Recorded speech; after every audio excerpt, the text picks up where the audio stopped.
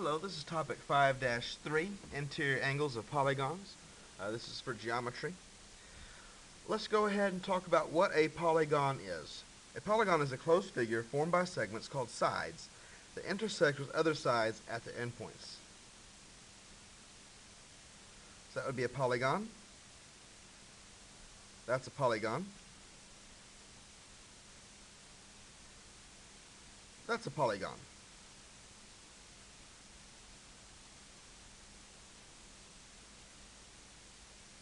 That is a polygon. Okay. There's some things that are not polygons. That is not a polygon. That is not a polygon.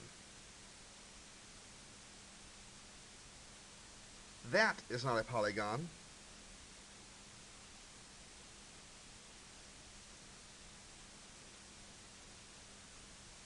And that is not a polygon. It needs to have closed sides. It needs to be straight sides, not curved. And there needs to be no intersections. Okay, they intersect with other sides at endpoints only. Now, polygons are named following, well, first off, before we get to names, polygons can be convex or concave. This is an example of a convex polygon. Most of the ones you deal with are convex. This would be a concave polygon because it goes in right here. So convex or concave. And now we name polygons according to the number of sides.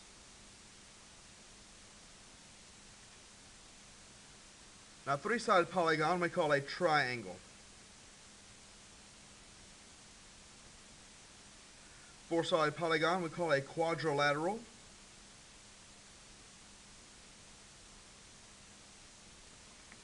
And after this, there will be a pattern for names. But triangle, three-angle, also represents three-sided polygon. Quadrilateral, four sides, is polygon. Is a four-sided polygon. Squares and rectangles fit into here. Now, five-sided polygon, you probably know,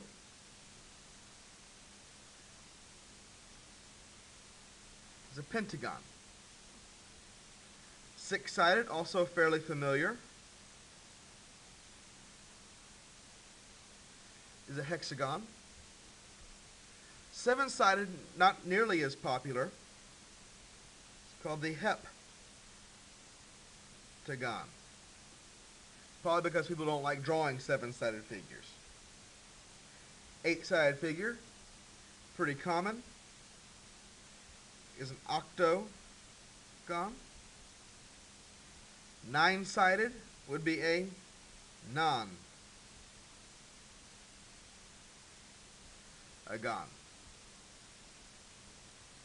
10-sided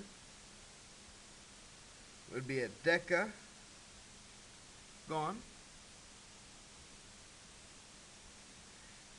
11 would be an undecagon.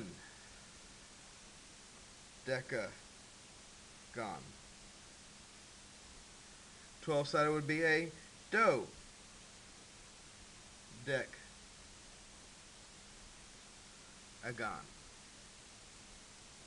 Notice how 5 through 12 all end in gon. Well, an n-sided figure, we just simply call an n-gon.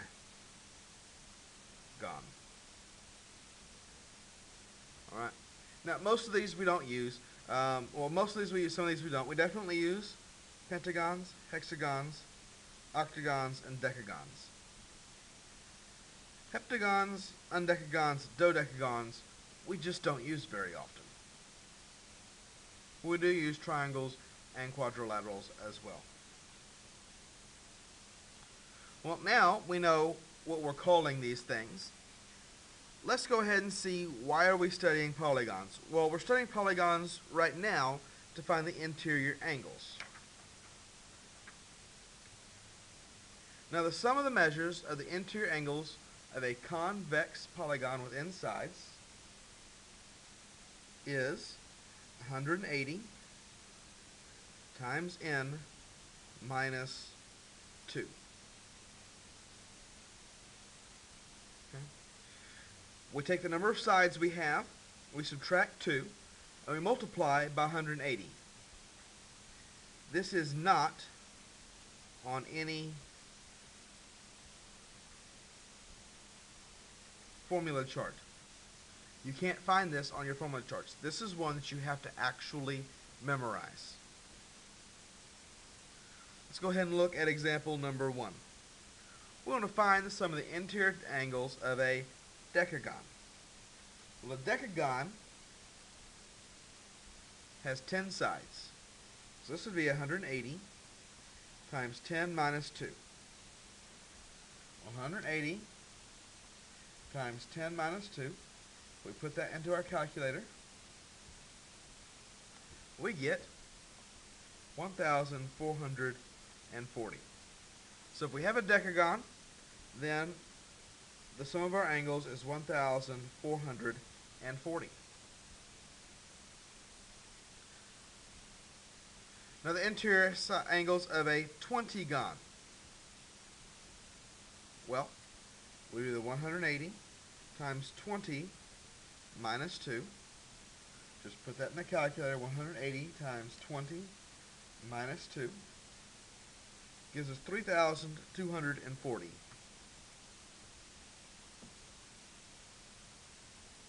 Okay? So our sum is 3,240. Now, if you're curious as to where this comes from triangles. They're 180 degrees in a triangle. And if you're really interested, you can ask me sometime when we have time in class, and I will explain this using a picture. But for right now, let's go ahead and talk about a regular polygon. Now, a regular polygon is one that is both equilateral and equiangular.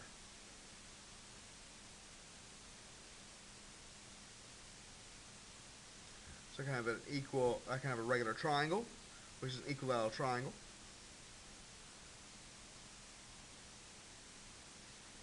I can have a square,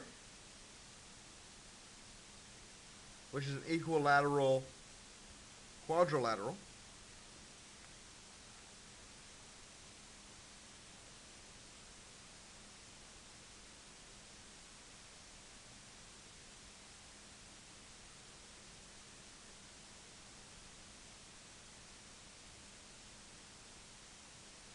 And here we have an equilateral octagon.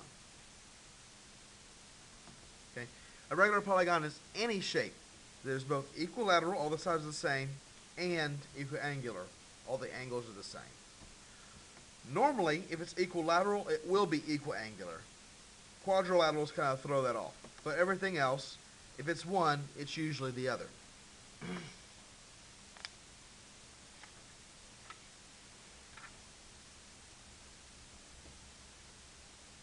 Now, we also need to know the measure of the interior of each interior angle of a regular polygon. In that formula, we start with the other one, 180 times n minus 2. This time, we divide that by n, because we have n sides, we have n angles, and this will tell us how much each interior angle is, but only if our polygon is regular. So, let's go ahead and look at this example 3. We want to know the measure of each in a dodecagon. Well, dodecagons are 12. So 180 times 12 minus 2, all divided by 12. Well, I'll do 180 times 12 minus 2.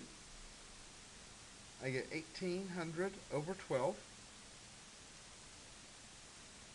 which is 150. So every angle will be 150 degrees. Let's take a look at number 4. Find the measure of each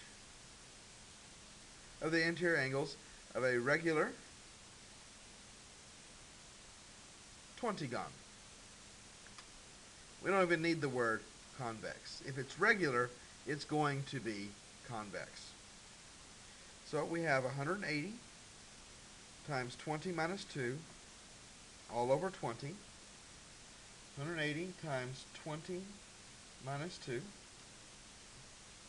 is 3,240 over 20 is 162. Notice, we're not drawing any pictures here, we're just plugging in formulas. Really very simple.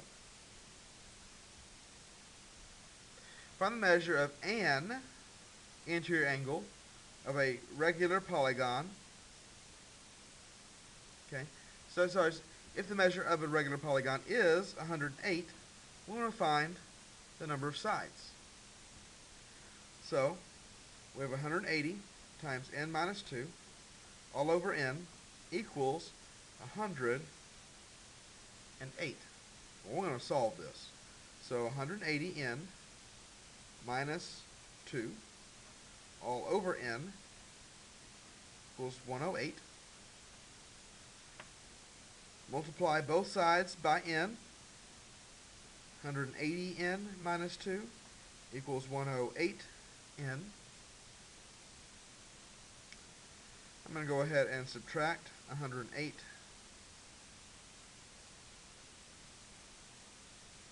n from both sides. 180 minus 108 is 72 equals 0.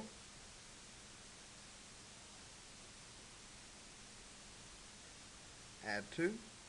72n equals 2.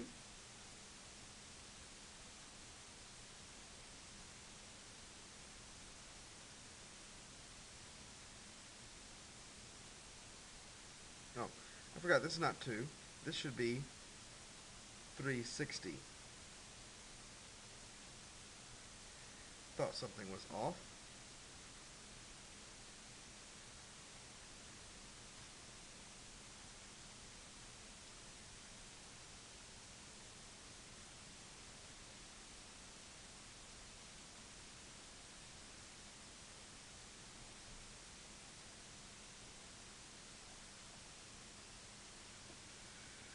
$360 over 72 is 5. So how many sides do we have? 5. We're talking about pentagons. Make sure that when you distribute to both. I did not. And that's what was giving me problems. So, let's go ahead and move on to our 6th example.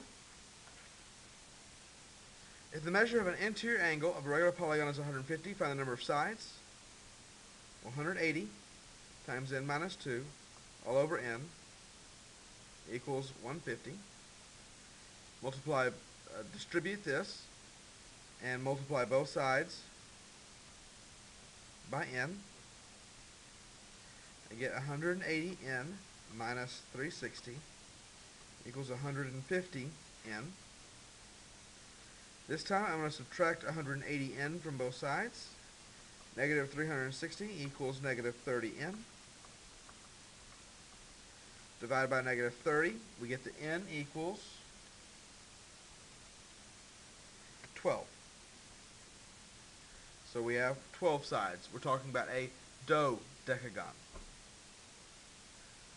Notice that as the number gets bigger, the sides get bigger.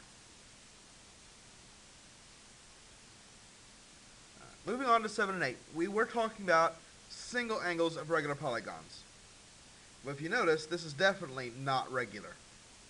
And this one, though it looks regular at first, also is not. So we're not looking at regular, we're just looking at the sum.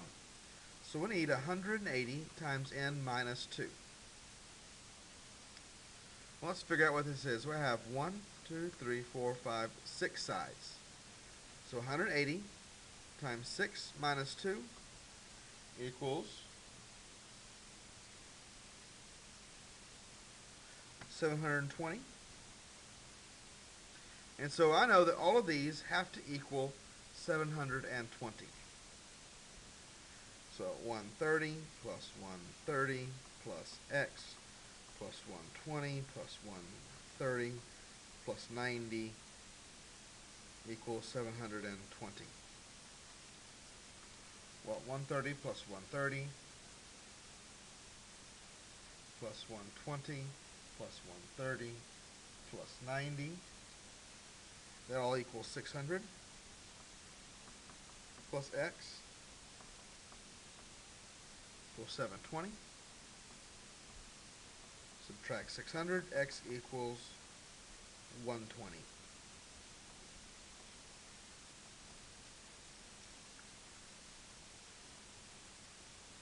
So all I did was add all the angles up together and make sure they added up to the sum. I found my sum by using 180 equals n minus 2. We'll do the same thing for number 8. I have 1, 2, 3, 4, 5, 6, 7, 8 sides. So 180 times 8 minus 2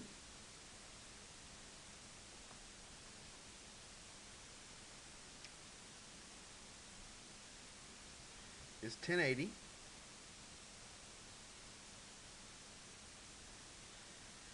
And now x plus x plus x plus x plus 20 plus x plus x plus x plus x plus 20. I have 1, 2, 3, 4, 5, 6, 7, 8 x's.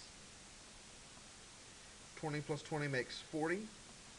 And that needs to equal 1080. If I subtract 40 from both sides, 8x equals 1040 divided by 8 equals 130. So the x sides are 130, and the x plus 20 sides would be 150, because they want to know each angle. So this was the assignment. Again, it was a little bit lengthy set of notes. Not terribly hard though. The biggest thing is that you want to remember your formulas. 180 times n minus 2 and 180 times n minus 2 over m. You'll know those two. You'll be well set to work on the assignment. Good luck on that, and have a good day.